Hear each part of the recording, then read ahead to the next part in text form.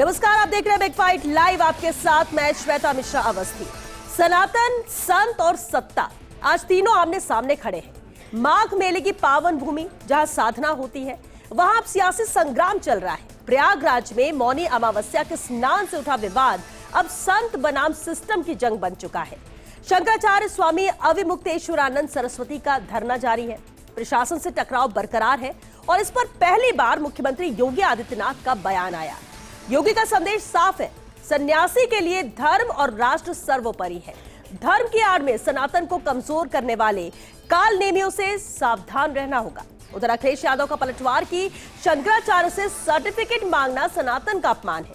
ऐसे में सवाल है कि आखिर सनातन के खिलाफ साजिश कौन रच रहा है, कौन सनातन की रक्षा कर रहा है और कौन है जो राजनीति कर रहा है। आज बात इसी खास मुद्दे पर।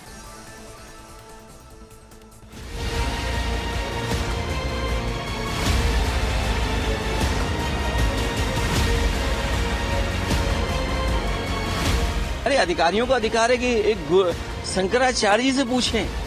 ये तो सनातन धर्म का सबसे बड़ा अपमान है। एक संत के लिए धर्म और राष्ट्र से बढ़कर के कुछ नहीं हो सकता। यही उसके जीवन का ध्येय होना चाहिए।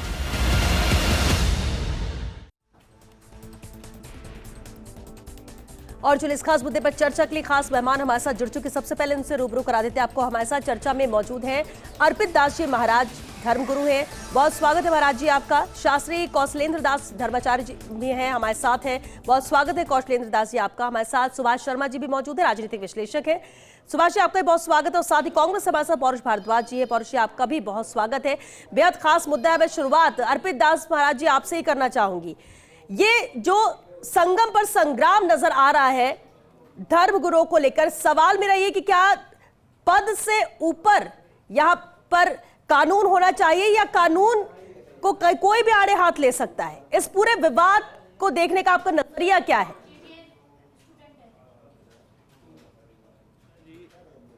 बहुत धन्यवाद आपका जी। और तथाकथित शंकराचार्य अविमुक्तेश्वरानंद सरस्वती की जो ये घटना है, मुझे लगता है कि उन्होंने उत्तर प्रदेश के माननीय मुख्यमंत्री श्री योगी आदित्यनाथ जी के बारे में जो टिप्पणी की है जी। वो बहुत ही निंदनीय है। कि उन्होंने हुमायूं, अकबर और बाबर बताया है उनको। मुझे लगता है कि किसी भी सनातनी बड़े मेले में अविमुक्तेश्वरानंद एक एजेंट की तरह पहुंचते हैं क्या? एक पूरा प्रोपेगेंडा तैयार करके पहुंचते हैं। ऐसे ही इन्होंने पूरे कुंभ को खंड खंड किया था। ऐसे ही ये माघ मेला के इतने बड़े पर्व पर पहुंच गए।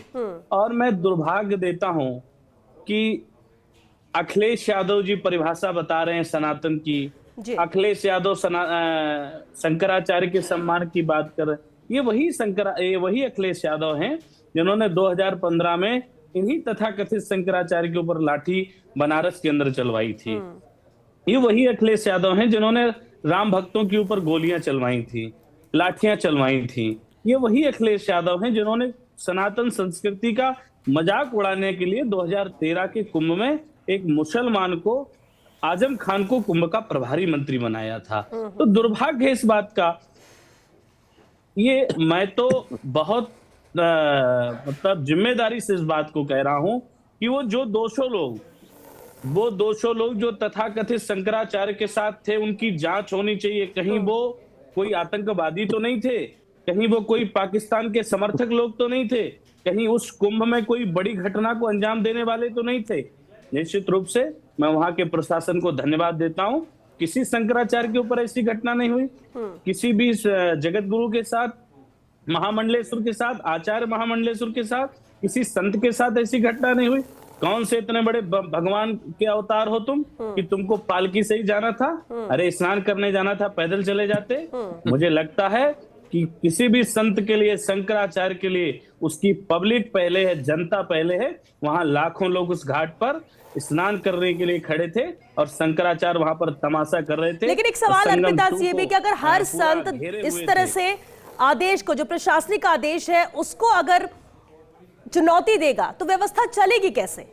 और एक संत अगर ऐसा करता है तो संतों को लेकर आम जन का नजरिया भी तो बदलता है।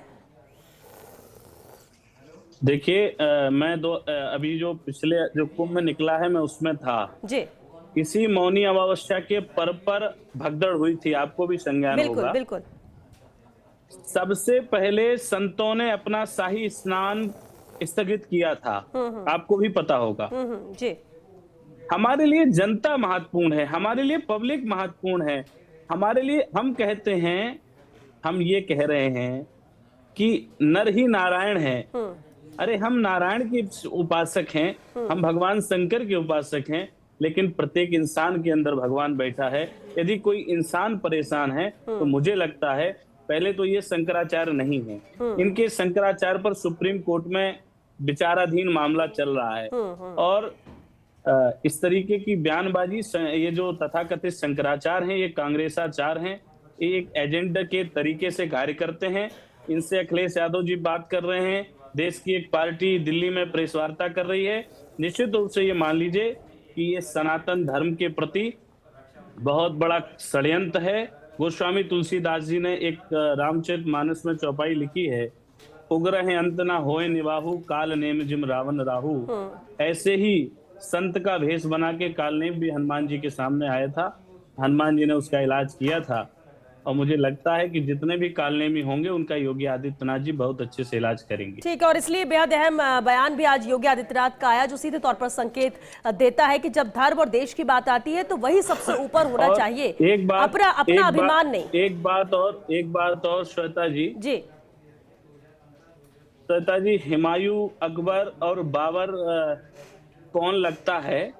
मुझे लगता है शंकराचार्य जी की दाढ़ी देख के ये पता चलता है कि ये किसके अनुयायी हैं। मुझे नहीं लगता ये शंकर के अनुयायी हैं। चलिए, अब वो सबके अपने अपने विचार हो सकते हैं, लेकिन ये जिस तरह से विवाद है, शास्त्री कौशलेंद्र दास जी भी हमारे साथ धर्माचार्य हैं। कौशलेंद्र दास जी, बेहद अहम सवाल इसलिए भी कि संत के लिए तो कोई भी आरामदायक चीज नहीं, वो तो सब चीज त्याग देता है, एक अलग ज्ञान देता है ताकि आम जन है वो भी एक सही दिशा में जाए, नेक काम करे। ये दिशा देने की एक जिम्मेदारी कह सकते हैं कि समाज में संतों की है। लेकिन अभी मुक्तेश्वरानंद महाराज जिस तरह से कह रहे हैं, जिस तरह से अड़ गए हैं, धरना दे रहे हैं, ये क्या संदेश देता है? कैसे इसे आमजन देखे? क्या संतों को ये शोभा देता है? देखिए, साधु शब्द का अर्थ संस्कृत भाषा के अनुसार है साधनोति पर कार्यान इति साधुः, जो दूसरों के कार्यों को सफल करने में अपने जीवन को लगा देता है जी, उसे ही साधु कहते हैं। संन्यास शब्द का अर्थ है जीवन की सर्वोच्च स्थिति, सर्वोच्च अवस्था। यही कारण रहा होगा कि वैदिक सनातन धर्म ने अभी नहीं, कोई 10-5 साल, 15 साल, 20 साल, 50 साल से, जब से वैदिक सनातन धर्म की संस्थापना है और वर्ण एवं आश्रम व्यवस्था है, उस आश्रम व्यवस्था में सन्यासियों को सर्वाधिक सम्मान प्रदान किया। और सन्यासियों को जब सर्वाधिक सम्मान प्रदान किया तो सन्यासियों में, देखिए, कोई भी चीज चलती है उसको सुचारू चलाने के लिए सबसे महत्वपूर्ण है उसके मूल्यों को मानना। यदि अविमुक्तेश्वरानंद जी महाराज ने जो कहा उसकी पर्याप्त आलोचना होनी चाहिए कि उन्होंने किसी महात्मा के लिए, योगी आदित्यनाथ जी के लिए जिन शब्दों का प्रयोग किया वे असह्य हैं, लेकिन उनके विरोध में संतों का बाना पहन करके जो भाषा बोल रहे हैं उसकी भी उतनी ही समान आलोचना और निंदा की जानी चाहिए। जो माथे पर ऊर्ध्वपुंड्र त्रिपुंड्र धारण करता हो, जो भगवा वेश धारण करता हो, वह प्रत्येक हिंदू मात्र के लिए पूजनीय है। कोई भी हिंदू किसी महात्मा को न संप्रदाय पूछता है, न जाति पूछता है, न गोत्र पूछता है, न वर्ण पूछता है, वो उनकी पूजा करता है। भले ही वह भगवान शंकराचार्य के संप्रदाय हों, भगवान रामानंदाचार्य, भगवान रामानुजाचार्य, भगवान निम्बारकाचार्य, भगवान वल्लभाचार्य, भगवान मध्वाचार्य के संप्रदाय हो। अतः संतों के परस्पर इस गाली गलोच को सुनकर के वैदिक सनातन धर्म कितना मजबूत हो रहा होगा, इस पर आश्चर्य नहीं, सारे वैदिक सनातन धर्मावलंबियों को रोना चाहिए। और वह भी इसलिए जब इस वैदिक सनातन धर्म पर, श्वेता जी, इतनी समस्याएं हैं, यह पीड़ित है, तब हमारे संत हमारा मार्गदर्शन करने के बजाय कोई एक किसी और को नया बाबर विवाद की खड़ा कर संतान देते कह हैं। रहा है, कोई किसी को कालनेमी कह रहा है, और ये प्रमाण पत्र बांटने के साथ ही संतों की जो सत्ता के प्रति राग उत्पन्न हो गया है। कोई किसी राजनीतिक पार्टी का झंडा लगा करके घूम रहा है, कोई संत किसी राजनीतिक पार्टी ठीक का है झंडा आपने, लगा और के घूम रहा है। इसलिए सवाल उठता है पौरुष जी, ये आंदोलन ऐसा लगता है धार्मिक कम और राजनीतिक ज्यादा है। जिस तरह से अब इससे लेकर राजनीतिक बयानबाजी हो गई, ऐसा लगता है कि बस एक मुद्दे की जरूरत थी, एक मौके की जरूरत थी, सब अपने अपने विचार इस पर व्यक्त कर रहे हैं, लेकिन समाज के लिए कितना गलत है? श्वेता जी देखिए, मैं सबसे पहले तो आपकी बात का जवाब देने से पहले मैं भारतीय जनता पार्टी के अब तक 11 साल से जो बयान थे जिनका कांग्रेस पार्टी हमेशा से विरोध करती थी, मैं उसका समर्थन करना चाहूंगा। भारतीय जनता पार्टी सदा से इस बात को कह रही थी कि भाई सनातन खतरे में है, सनातन खतरे में, हिंदू खतरे में, और कांग्रेस पार्टी के प्रवक्ताओं के द्वारा, कांग्रेस पार्टी के नेताओं के द्वारा यह बोला जाता था कि भाई 11 साल से आपकी सरकार है, कहां से खतरे में हो गया। तो निश्चित तौर पर पिछले दिनों में जो घटनाक्रम देखा, जो भारतीय जनता पार्टी की नीति थी कि पहले भाई को भाई से लड़वाते थे, हिंदू को मुसलमान से लड़वाते थे, स्वर्ण को जो है आदिवासियों से, दलित पिछड़ों से लड़वाते थे, और आज जो है संतों को संतों से लड़वा करके आज भारतीय जनता पार्टी ने वाकई में साबित कर दिया कि भारतीय जनता पार्टी इस बात को बिल्कुल सही बोलती थी कि सनातन खतरे में।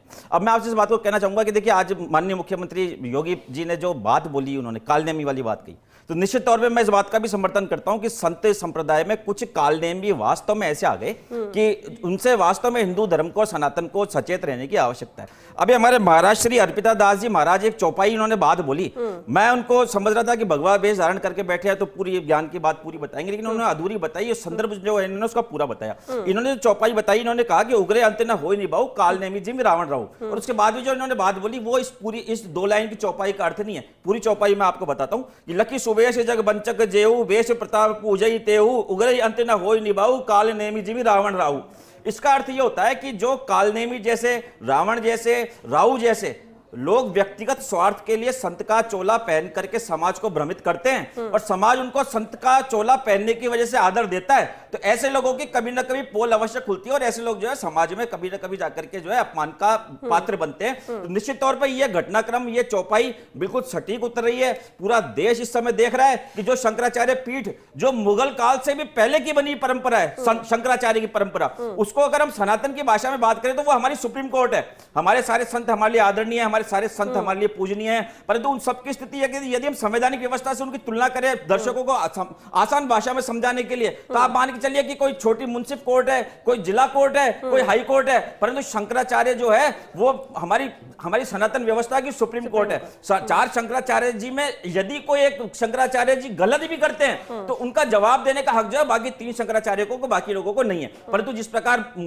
योगी जी ने कालनेमी का जिक्र किया, मैं इस बात को कहना चाहूंगा आपसे कि गो हत्या रोकने की मांग करने के लिए 1200 किलोमीटर चलने वाला कालनेमी है, या फिर बीफ कंपनियों से चंदा लेकर के पार्टी चला करके संत के बेश में बैठ करके राजनीतिक पदों पे बैठने वाले कालनेमी? चलिए एक कमेंट, तो आप ये मानते हैं कि धार्मिक से ज्यादा ये राजनीतिक रूप ले चुका है ये विवाद?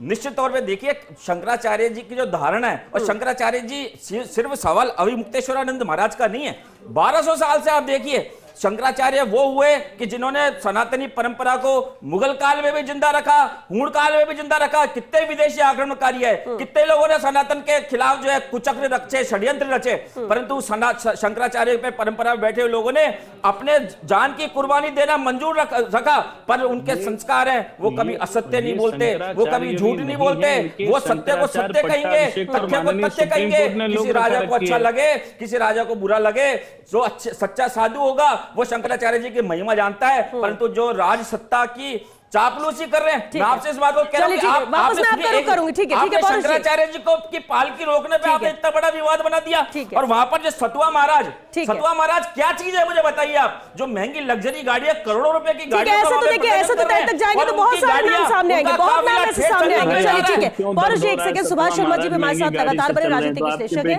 अहम है, इस पर उनके भी विचार जाना। सुभाष जी सर बेहद है, देखिए अब जिस तरह से ये विवाद बढ़ता जा रहा है, एक सवाल जरूर उठता है कि क्या जो स्वयं अपने आप को प्रशासनिक स्तर पर उससे भी ऊंचा स्थापित करना, क्या ये कोशिश इस बार की गई है? शंकराचार्य को लेकर अगर हम बात करें तो क्यों इतना विवाद बढ़ गया है? बात को हर किसी को मानना समझना चाहिए। अगर वही इस तरह से सवाल उठाएंगे इतनी जरा सी बात पर जो दूसरों को सीख देंगे, और प्रशासनिक स्तर पर यह सवाल उठाएंगे, धरना, ये सब तो कभी देखा नहीं है। ये किस राह पर जा रहे हैं? कब इसका अंत होगा? क्या लगता है आपको, इस पर विराम लगेगा या ये विवाद अभी और बढ़ने वाला है? जी, तो ये जो चर्चा है, इसके पहले एक उत्तर रामचरित का जो है किस्सा मैं सामने रखना चाहता हूँ व्यूअर्स के। जी। भगवान राम ने, राजा राम दरबार लगाकर बैठे हैं और लक्ष्मण जो हैं वो बाहर, दरबार के बाहर परिहार के प्रतिहार के रूप में विराजमान हैं। तो एक श्वान जो है, कुत्ता फरियादी बनकर आता है जी। और लक्ष्मण से कहता है कि मैं भगवान के पास, मेरे को लेके जाओ, मेरे को कोई शिकायत करनी है। तो चूंकि राज दरबार के नियम थे उस वक्त और कुत्ते को अंदर नहीं ले जा सकते थे, तो लक्ष्मण जी ने कहा कि आप यहीं रुकिए, मैं राजा जी को बताता हूं आपकी बात। और वो लक्ष्मण जी अंदर गए, उन्होंने कहा साहब एक श्वान जो है वो आए हुए हैं और वो आपसे कोई फरियाद लेकर आए। तो राजा जी ने कहा कि भाई दरबार के नियम तो नहीं है, लेकिन मैं बाहर आऊंगा, उस वक्त मुझे उनसे मिलवा देना। तो राजा राम बाहर आए और उन्होंने लक्ष्मण जी के पास में खड़े हुए श्वान से पूछा, कुत्ते से पूछा कि भाई आपकी क्या तकलीफ है, क्या फरियाद लेकर आए हो, क्या शिकायत है आपको? तो श्वान ने कहा कि साहब फला गांव में एक ब्राह्मण ने मुझे अकारण मारा है और मैं चाहता हूं कि आप उस ब्राह्मण को सजा दो। तो राजा राम ने लक्ष्मण जी से कहा कि भाई इस ब्राह्मण का पता लगाओ और इस ब्राह्मण को लेकर आओ। तो नेक्स्ट पेशी के ऊपर, नेक्स्ट डेट के ऊपर वो ब्राह्मण हाजिर हुए और कुत्ता भी सामने खड़ा है। तो राजा राम ने राजा की तरफ पूछा उस ब्राह्मण से कि भाई आपने ये जो आरोप है ये स्वीकार है क्या आपको? ये कुत्ता ये कह रहा है कि आपने इसको अकारण पीटा। तो ब्राह्मण ने कहा कि हाँ साहब ये बात सही है, मैंने इसको पीटा है, लेकिन मुझे डर था कि ये मुझे काट लेगा। तो बोला आप इसका मतलब स्वीकार कर रहे हो आरोप? तो बोला हाँ स्वीकार कर रहा हूं। तो कुत्ते से पूछा कि इस ब्राह्मण को आप क्या सजा देना की सिफारिश करेंगे? तो उस कुत्ते ने कहा कि भगवान इसको फला मठ का मठाधीश बना दो। तो राजा राम और लक्ष्मण जी हंसे कि ये सजा दे रहे हो या इनाम दे रहे हो? तो कुत्ते ने कहा कि साहब पूर्व जन्म में मैं भी उस मठ का मठाधीश था और मैंने वहां कुकर्म किए, इसलिए मैं कुत्ता बना हूं। तो आज के मठों की स्थिति जो है उसको भी देखने की जरूरत है। ये जो शंकराचार्य की पवित्र परंपरा है सनातन में, आदि शंकराचार्य ने देश में 4 जो मठ स्थापित किए, सनातनी अखाड़े स्थापित किए, अद्वैत का दर्शन दिया और उस वक्त जीर्ण शीर्ण होते जा रहे सनातन धर्म को एकीकृत किया। और उस वक्त की यदि हम बात करें, बाद की भी बात करें, तो हिंदू सनातनी परंपरा में राजा को लॉ एंड ऑर्डर यानी कि मिलिट्री और पॉलिटिकल पावर थे, और शंकराचार्य जैसे जो हमारे धार्मिक जो पद थे, इनको रिलीजियस और स्पिरिचुअल अधिकार थे। अब चूंकि एंग्लो सैक्सन कानून लागू है देश में और हम संविधान से चलते हैं, तो ये जो परंपराएं हैं इसको किस तरह से लिया जाए, एक बड़ा सवाल है। शंकराचार्य के पद पर जो चयन है इसमें शास्त्रार्थ की जो परंपरा थी, यहां तक कि आदि शंकराचार्य खुद ने भी बड़े शास्त्रार्थ किए।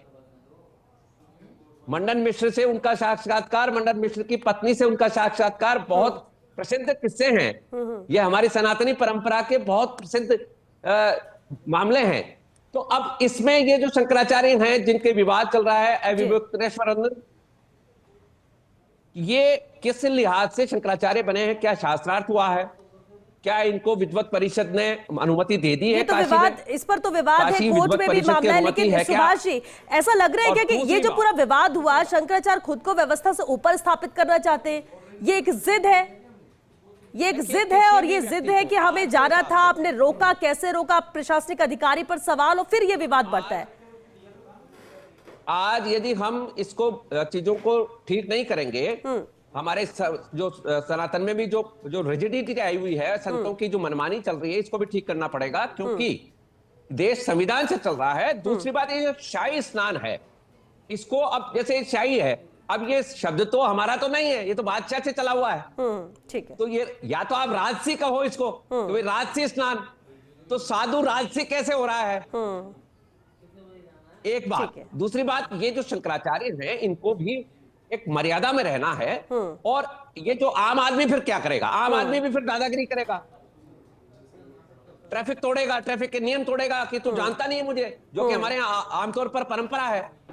अब यदि शंकराचार्य भी, साधु भी उस परंपरा में आ रहे हैं, साधु को कैसा होना चाहिए सब बता चुके हैं। बिल्कुल, साधु को ऐसा होना चाहिए कि चिंती को भी कष्ट ना हो। लेकिन आज के वक्त में तो तस्वीर बहुत ज्यादा बदल गई, जो आप जिक्र भी कर रहे हैं, क्योंकि वक्त भी खत्म हो रहा है। मैं एक कमेंट आप सभी से चाहूंगी। अर्पित दास जी महाराज, ये संत का धरना क्या सनातन की गरिमा को बढ़ा रहा है या घटा रहा है? देखिए, मैंने अभी हमारे शर्मा जी बहुत अच्छा विषय पूरा रख रहे थे कि संत का ध्येय क्या है कि चींटी को भी कष्ट ना हो। और जहां लाखों लोग खड़े हैं, लाखों देश के वो अनुयायी जिनका सनातन धर्म में आस्था है, वो दलित समाज से शोषित, वंचित, तगड़ा, पिछड़ा, किन किन जातियों के लोग, हाँ, वो नई पालकी में बैठ के जा सकते। तो आप इतने बड़े नहीं हो, आप भगवान नहीं हो कि आपकी ये जिद थी कि हम पालकी में ही बैठ के जाएंगे। क्यों पालकी में बैठ के जाओगे भाई? आप पैदल जाके आप मानते हो कि इस मामले में निजी अहम बड़ा हो गया है, निजी अहम बड़ा हो गया है, इसलिए ये सब कुछ? देखिए, अहंकार तो रावण का नहीं रहा, और अहंकार भगवान का प्रिय भोजन है। तो मुझे लगता है ये तथाकथित फर्जी शंकराचार्य, क्योंकि वक्त भी खत्म हो रहा है। पौरुष, एक कमेंट शॉट। देखिए, मैं आपको इस बात को कहना चाहूंगा कि भारतीय जनता पार्टी और योगी जी खुद संत, योगी जी जो है सनातन की बातें करते हैं, योगी जी खुद संत हैं और राम राज्य की बातें करते हैं। राम राज्य वो था कि जब भगवान रामचंद्र ने अपने एक नागरिक की शंका मात्र से अपनी पत्नी का त्याग कर दिया था। तो योगी जी को जो है उनके राज्य में इतना बड़ा जो मामला चल रहा है, उसका शंकराचार्य जी से माफी मांग करके पटाक्षेप कर लेना चाहिए। मैं उनको उदाहरण के तौर पर बताना चाहूंगा कि एक तरफ वो काल नहीं बता रहे। सुनिए, एक किसी का उदाहरण मत दीजिए, आप इस मुद्दे पर फाइनल कमेंट दीजिए।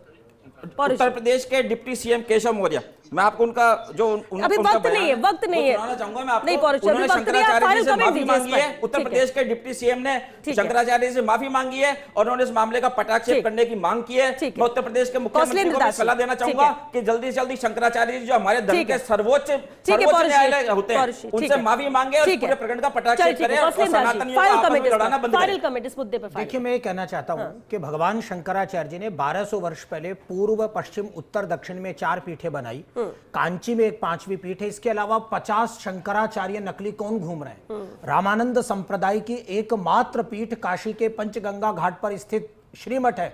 उस श्रीमठ के अतिरिक्त नकली रामानंदाचार्य कौन घूम रहे हैं? इन्हें कौन नकली शंकराचार्यों को खड़ा कर रहा है? कौन नकली रामानंदाचार्यों को खड़ा कर रहा है? कौन नकली निम्बारकाचार्यों को खड़ा कर रहा है? अधोक्षजानंद जी पुरी शंकराचार्य जी के सामने नकली शंकराचार्य के रूप में कौन उनका समर्थन कर रहा है? यह वैदिक सनातन धर्म के साथ ही भारत शासन, उत्तर प्रदेश शासन जहां मेला लग रहा है, उनकी जिम्मेदारी है नकली धर्माचार्यों को जो मूल पीठ के अलग है उन्हें बाहर निकाल फेंके और वैदिक सनातन धर्म को सुरक्षित एवं संरक्षित करें। बिल्कुल ठीक है। Subhash ji, final comment sir short में। सुभाष जी, देखिए, सबसे बड़ी बात है कि संतों को ही खुद इलाज करना पड़ेगा। ये जो कौशलेंद्र जी बात कह रहे हैं, ये बहुत बड़ी समस्या है। कई फर्जी लोग घूम रहे हैं, इनको कईयों को 50-50 लाख रुपए देकर महामंडलेश्वर बनाने की भी बात सामने आती है। इसको साधु संत समाज को आगे आकर शास्त्रार्थ परंपरा को पुनर्जीवित करके, उस हमारी पुरानी परंपरा को पुनर्जागृत करके इस समस्या का निवारण करना चाहिए, जिससे कि इन संस्थाओं के प्रति विश्वास पैदा हो, जनता में एक आस्था जो इनके संस्थाओं के प्रति है, धार्मिकता के प्रति है, उसकी बहाली हो। ये काम साधु समाज को खुद आगे करना होगा।